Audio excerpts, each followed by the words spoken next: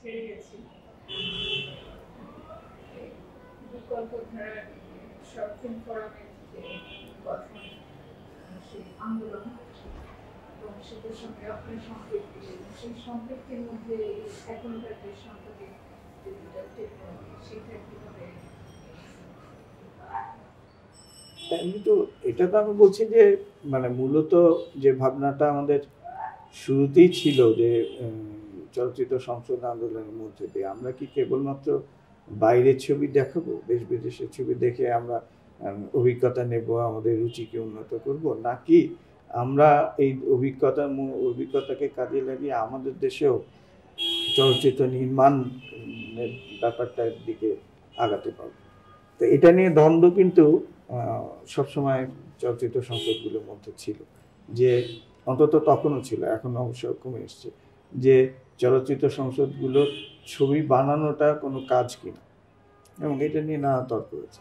এবং এক পর্যায়ে দেখা যাচ্ছে যে কারণে কিছু কিছু চলচ্চিত্র সংসদ অগ্রণী হয়েছে ফিল্ম বানাতে গেছে, কিন্তু তারপরেও দেখা যাচ্ছে যে চলচ্চিত্র সংসদগুলো যেহেতু মূলত চলচ্চিত্র প্রদর্শনটাই তাদের প্রধান কাজের জায়গা এবং চলচ্চিত্র নিয়ে তাত্ত্বিক এবং অন্যান্য চর্চাকে প্রাধান্য দিয়েছিল, সুতরাং প্রোডাকশনের যে অন্যান্য দিক, যে হ্যাজার্ডস, এই জিনিসটা তো চলচ্চিত্র সংসদ কাঠামোর মধ্যে খুব ছিল। তখন যখনই বানাতে গেছে কেউ চলচ্চিত্র সংসদের মধ্যে থেকে, তখন একটা সমস্যার সৃষ্টি হচ্ছে। এবং এই আগামী হুলিয়ার ছবিগুলো তৈরি করার পরে দেখা গেল যে না, ইন্ডিভিজুয়াল এই সমস্ত ছবি তৈরি করা যায়, কিন্তু আমাদের দেশে যে চলচ্চিত্রের উপর যে সামাজিক এবং রাষ্ট্রীয় অনুশাসনগুলো আছে, এগুলোকে কিন্তু সহজেই ফেস করা যায়।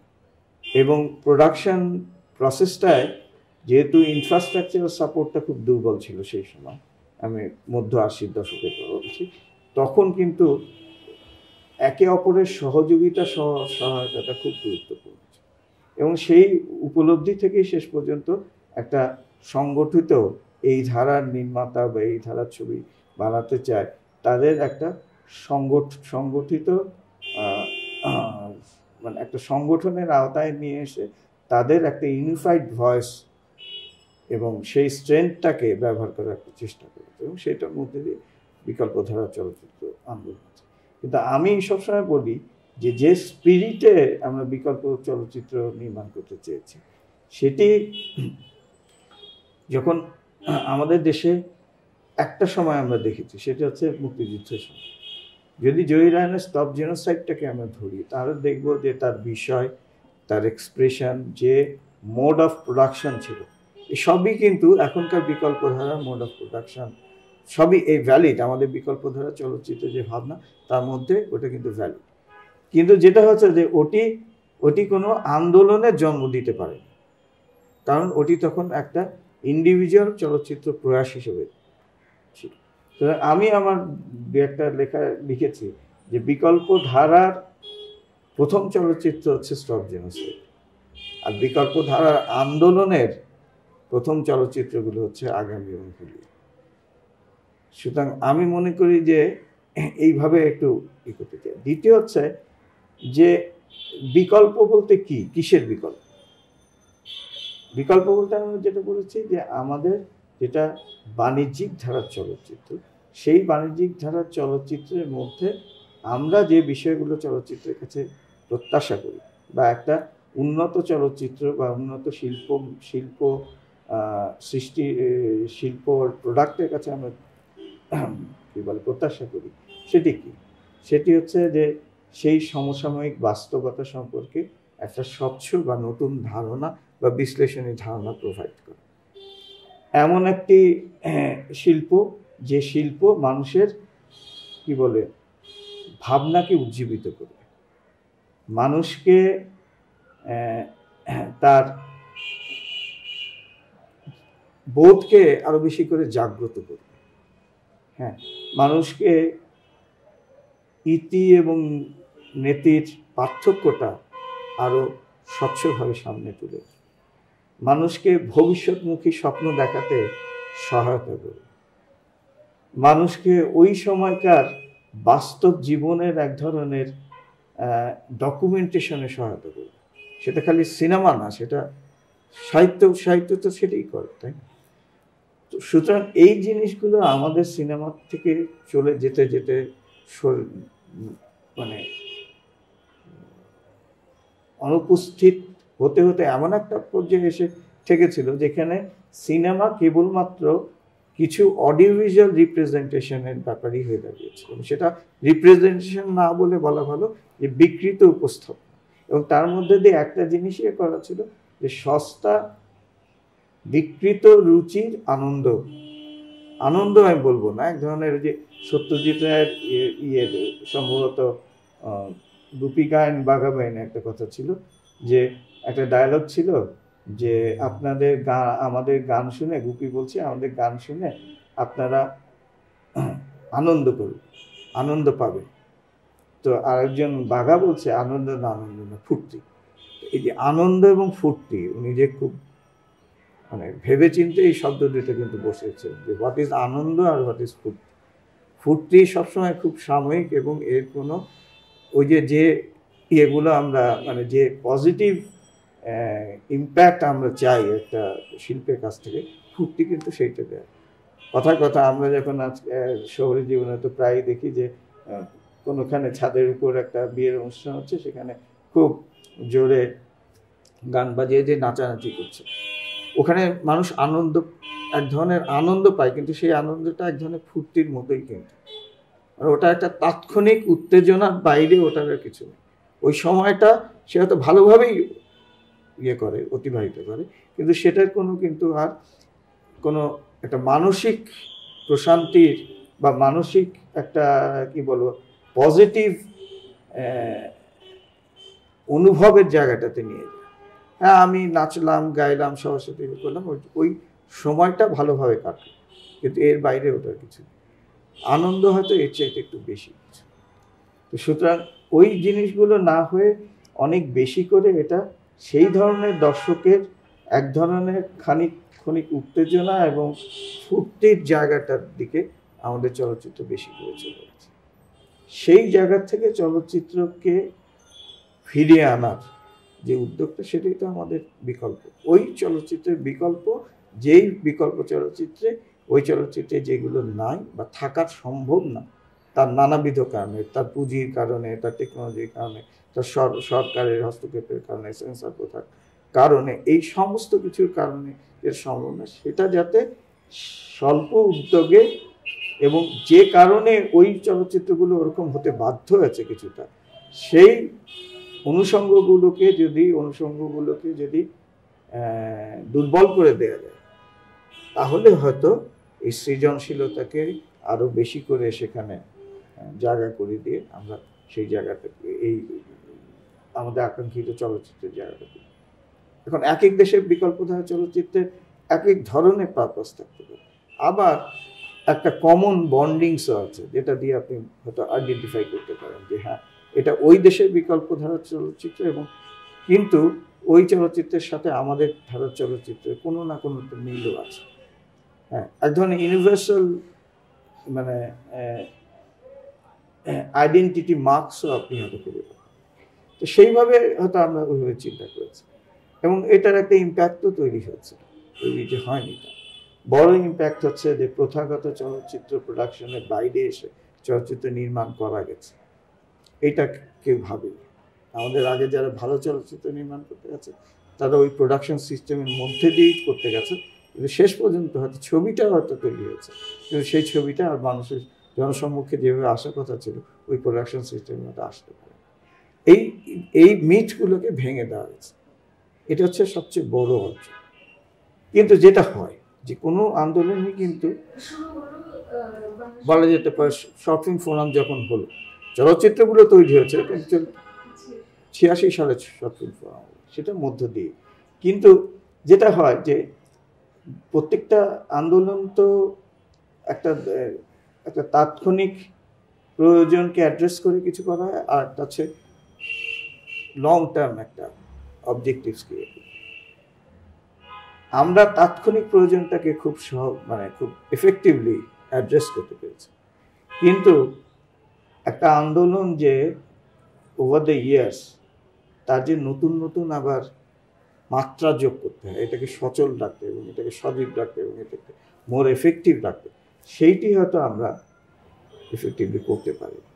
কারণ আমরা অনেক বেশি করে প্রফেশনাল ইয়ের দিকে ঝুঁকে গেছি, আমাদের প্রধান প্রধান নির্মাতা এবং সংগঠকেরা। তার ফলে তাদের এই পেশাগত ইয়ে করতে যে তাদের চলচ্চিত্র নির্মাণ প্রক্রিয়া নানা ধরনের আমাদের ইয়ে করতে হয়েছে, কম্প্রোমাইজ করতে হয়েছে। অনেক বেশি করে কোনো কোনো ক্ষেত্রে আমরা আবার সেই প্রধান ধারা বা বাণিজ্যিক ধারার অনুষঙ্গকে আমরা গ্রহণ করেছি। প্রোডাকশন হয়তো ছবির মধ্যে যতটা না, কিন্তু প্রোডাকশন সিস্টেমের মধ্যে অনেক বেশি করে আমরা অনেক বেশি করে বাজেট মুখাপেক্ষী উঠতে চেয়েছি। যত বেশি করে টেকনোলজি সৃজনশীলতার ক্ষেত্রে আমাদের ইনোভেটিভনেসটা না বাড়িয়ে আমরা টেকনোলজি অ্যাকোয়ার করতে চেয়েছি, যার ফলে টেকনোলজি অ্যাকোয়ার করতে গেলে বাজেট বাড়ছে, কিন্তু সেটা আবার সৃজনশীল প্রয়োগ করতে পারছি।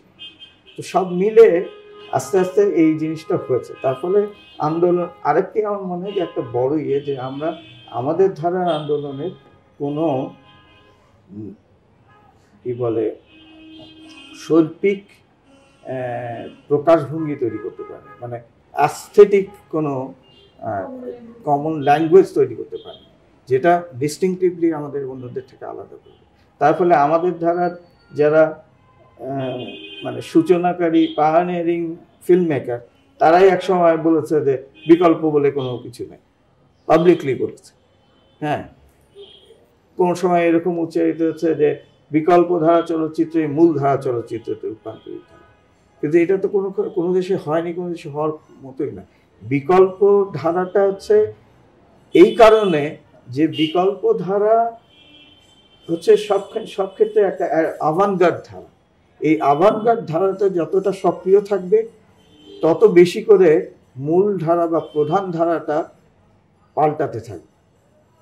সুতরাং আভানগার্ড কোনো শেষ হয়ে যাবে না, মূল ধারাও শেষ হবে না। এটা পৃথিবীর কোনো দেশে চলচ্চিত্রের ক্ষেত্রে হয়নি, কিন্তু বাণিজ্যিক ধারা বাণিজ্যিক মতোই আছে, এবং সেটাই মানে সবচেয়ে বেগবান ধারা সব অর্থে, আর্থিকভাবে প্রভাবের দিক থেকে। কিন্তু একটা শক্তিশালী বিকল্প ধারার উপস্থিতি কিন্তু ওই বাণিজ্যিক ধারাটাকে আস্তে আস্তে প্রভাবিত করতে বাধ্য। সুতরাং এটা যে হয়ে যাবে, এটা শুনতে খুব ভালো লাগে, হ্যাঁ একদিন বিকল্প ধারায় মূল ধারায় পরিণত হবে, হ্যাঁ খুব অপটিমিস্টিক একটা ইয়ে, কিন্তু আসলে এটা খুব বাস্তবসম্মত চিন্তা না। তো তার ফলে যেটা হচ্ছে যে আমরাই এক ধরনের ইয়ে তৈরি করেছি, এক ধরনের মানে কিছু বিভ্রান্তি তৈরি করেছে। আস্তে আস্তে আবার সেটা কাটছে।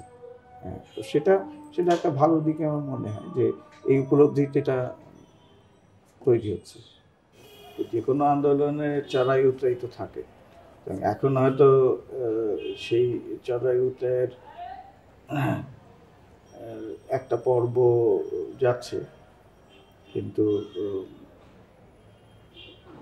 সংগঠনগতভাবে শর্ট ফিল্ম ফোরামের অস্তিত্ব কতটুকু থাকবে না থাকবে সেটা অন্য প্রশ্ন, সেটা একটা সাংগঠনিক প্রশ্ন, এবং যারা তার সাথে সক্রিয়ভাবে যুক্ত সেই সদস্যদের কর্মকাণ্ড এবং তাদের সৃজনশীল সাংগঠনিক প্রচেষ্টার উপর নির্ভর করে। কিন্তু ভাবনাগতভাবে আমার মনে হয় যে এই ভাবনাটা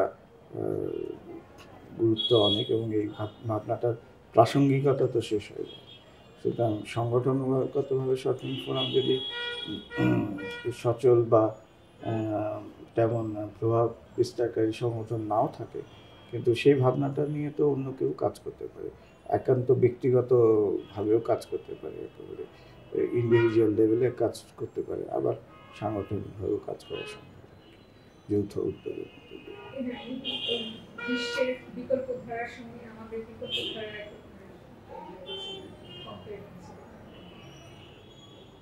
মানে কম্পেয়ার করাটা মুশকিল, কারণ কম্পেয়ার করাটা বিকল্প ধারার প্রশ্নটা, এবং যেহেতু চলচ্চিত্র নির্মাণের ব্যাপারটা কেবলমাত্র অর্থনৈতিক, কেবলমাত্র কারিগরি তো না, এর সাথে সামাজিক প্রশ্নটাও অনেক বড় করে যুক্ত। এখন ধরেন যে আফ্রিকার মতো দেশে বিকল্প ধারা চলচ্চিত্র হয়তো নেই, কিন্তু আবার ওসমান সাহেবের ছবির মূল ভাবনাটা কিন্তু বিকল্প ধারা প্রসূত। সুতরাং ঠিক ওইভাবে বলাটা খুব মুশকিল। কিন্তু ধরেন অ্যাডভান্স কান্ট্রিগুলোতেও তো এখন একটা ধারা আছে, independent film, And what is independent of what? Independence from the tyranny of কি বলে ইনভেস্টমেন্ট, মার্কেট পুঁজি, যেটা মুনাফার জন্য মূলত হচ্ছে, যেখানে হয়তো সৃজনশীলতাটাকে সেইভাবে প্রাধান্য দেওয়া হয় না, বা ততটুকু প্রাধান্য দেওয়া হয় যেটা অনেক বড় দর্শক গোষ্ঠীকে কাভার করতে পারে, যেটার এক্সপ্রেশনের দিক থেকে অত বেশি করে হয়তো চলচ্চিত্র ভাষার কে ব্যবহার বা নতুন নতুন চলচ্চিত্র ভাষা সৃষ্টিকে উৎসাহিত করে না, বা যেখানে বিষয় নির্বাচনের ক্ষেত্রে, যেখানে প্রথাগত বাণিজ্যিক ধারা চলচ্চিত্রে যেখানে খুবই এক ধরনের নিরাপদ বিষয়কে বেছে নেওয়া হয়, যেটা তেমন অর্থে কোনো বড় জনগোষ্ঠীকে অফেন্ড করবে না, বা সরকারকে অফেন্ড করবে না, বা কোনো পাওয়ারফুল জনগোষ্ঠীকে গ্রুপকে অফেন্ড করবে না। তো এক এক দেশের বিকল্প চলচ্চিত্রের ভাবনা এক এক। আমরা প্রথম দিকে আমাদের বন্ধুরা বলার চেষ্টা করছেন যে আমাদের দেশেই একমাত্র আমার বিকল্প চলচ্চিত্র হচ্ছে, কিন্তু এটা তো ঠিক না। মানে ধরেন ওইভাবে দেখা যায় যে মোস্ট অ্যাডভান্স দেশে আমেরিকাতেও চার্চে পর্যন্ত চলচ্চিত্র দেখানো হয়েছে, চার্চের বেসমেন্টে চলচ্চিত্র দেখানো হয়েছে। ল্যাটিন আমেরিকার দেশে 60 সালে সেই গেরিলাদের কি বলে জঙ্গলের ভিতরে ক্যাম্পে চলচ্চিত্র দেখানো হয়েছে। আমরা তো না বড় জোর মানে গলাকাতে না দেখিয়ে পাবলিক লাইব্রেরিতে দেখেছি এরকম, বা আমাদের পরবর্তীকালে যে কেউ কেউ কিছু ছবি হয়তো আমরা গ্রামে গঞ্জে দেখেছি। সুতরাং এইভাবে আত্মতৃপ্তির কোনো অবকাশ আছে বলে আমার মনে হয় না। যেটা হচ্ছে হয়তো আমরা ওই সমস্ত দেশের চলচ্চিত্র সম্পর্কে সেইভাবে খোঁজ নেইনি, বা আমাদের জানাশোনা অভাব ছিল, সেই কারণে হয়তো আমরা এরকম বলেছি। আবার কোনো কোনো দেশে হয়তো বিকল্প চলচ্চিত্র ওই অর্থে ভাবনাটাই নেই। যেমন ধরেন যে কথা যে ভারতে প্রথম দিকে যারা আমাদের এই শর্ট ফিল্ম ফেস্টিভ্যালে এসেছিল তারা ঠিক বিকল্প চলচ্চিত্রের ভাবনাটাকে গ্রহণও করতে পারেনি, কিন্তু আবার একসময় দেখা গেছে কেরালায় কাছাকাছি একটা আন্দোলন এই জন আব্রাহামটা আমরা করেছি। তো সুতরাং আমার যেটা প্রধান নিয়ে যে আমরা সৌভাগ্যবান ওই অর্থে যে আমরা এই ধরনের একটি ধারা প্রতিষ্ঠা করতে পেরেছিলাম, এবং সেই ধারাটি অন্তত চলচ্চিত্র মাধ্যমের প্রতি আগ্রহী মানুষরা স্বীকৃত হয়েছে, এবং কিছু কিছু চলচ্চিত্র তৈরি হয়েছে যে চলচ্চিত্রগুলো কিছু মানুষকে অন্তত আকৃষ্ট করছে। কিন্তু এটি হচ্ছে পজিটিভ, এবং সেখানে আমি মনে করি যে একবার যখন এই ধারাটি শুরু হয়েছে তখন এই ধারাটি মৃত্যু ঘটানোর কোনো প্রশ্ন নেই।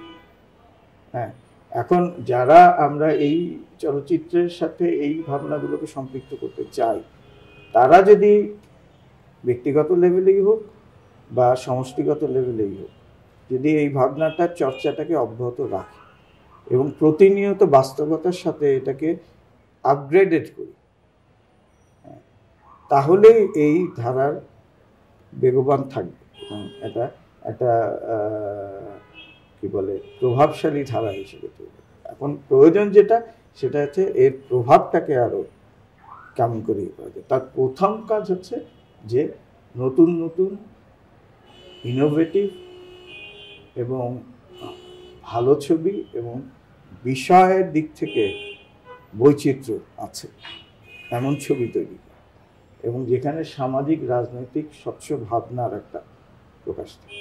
এইটা সেটা কাহিনী চিত্র হতে পারে, পাওনা চিত্র হতে পারে, নিরীক্ষার ছবি হতে পারে, বা এই সমস্ত কাহিনী চিত্র পাওনা চিত্রের মধ্যেই নিরীক্ষার ব্যাপারটা আসতে পারে। এবং আমি মনে করি যে আমাদের যদি এর প্রকাশভঙ্গির দিকে দেখা যায়, চলচ্চিত্র ভাষার দেখা যায়, আমার মনে হয় যে আমাদের চলচ্চিত্র অন্তত এই সেই স্বাধীন ধারা বা বিকল্প ধারা চলচ্চিত্রে একটা প্রধান ইয়ে হওয়া উচিত আরো বেশি নিরীক্ষাধর্মিতার দিকে যাওয়া। কারণ মানে আমরা তো অনেক ম্যাস অডিয়েন্সের কথা চিন্তা করছি না, যে অডিয়েন্সকে আমাদের সন্তুষ্ট করতে। সুতরাং আমরা যদি একটা অ্যাডভান্স অডিয়েন্সের কথাও চিন্তা করি, এবং সেই অডিয়েন্সের জন্য কিন্তু আরো বেশি নিরীক্ষার প্রয়োজন আছে, এবং সেটা যদি আমরা সাকসেসফুলি করতে পারি তার প্রভাব সাধারণ চলচ্চিত্র নির্মাণেও আস্তে আস্তে পড়বে। এটা একটা ইন্ডাকশন প্রসেসের না পড়ার কোনো কারণ। সুতরাং আমার মনে হয় যে ওই দিকটা আমরা কিছুটা মানে অতটা ভাবিনি, এখন আমাদের ভাবার প্রয়োজন আছে। এবং এই ধারার চলচ্চিত্রের জন্য একটা নতুন অ্যাস্থেটিক্সের প্রশ্ন আছে। হ্যাঁ, অনেকটা করতে পারে, কারণ এখানে সুযোগটা বেশি, নতুন প্রকাশভঙ্গি তৈরি করার ক্ষেত্রে টেকনোলজিক্যাল সুযোগটা অনেক বেশি। টেকনোলজি আপনাকে, প্রযুক্তি আপনাকে সহায়তা করতে পারে আপনার ভাবনাটাকে আরো কংক্রিট একটা বাস্তব রূপ দিতে। ফোরাম যখন তৈরি হয় তখন আমি চেকোস্লোভাকিয়ায় গিয়েছিলাম, ঠিক ওই মুহূর্তটাতে।